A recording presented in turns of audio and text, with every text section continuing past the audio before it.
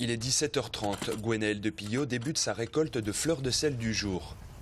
La fleur de sel ne se forme que l'après-midi, après qu'il y ait eu du vent et du soleil.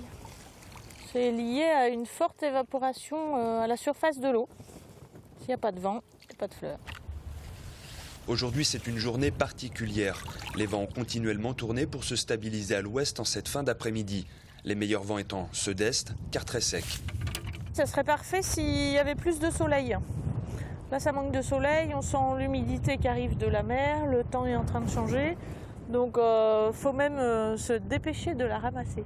Le plus important, c'est le nombre de beaux jours à suivre. La moindre petite pluie du matin qu'on a eue la semaine passée, par exemple, casse le rythme.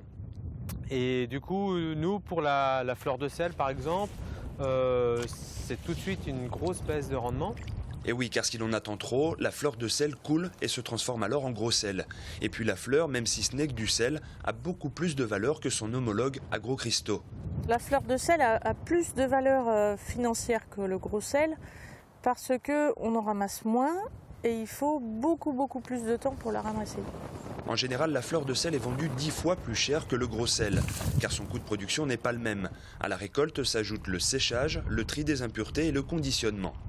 Alors, le tri est important parce que si tout le monde livre de la fleur pleine d'impuretés, la coopérative aura du mal à l'écouler.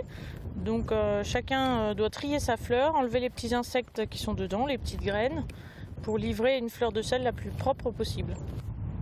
Même s'il s'en produit 20 fois moins que du gros sel, la fleur de sel, le nectar des marais, reste un produit emblématique de l'île, très apprécié des touristes et des consommateurs en général.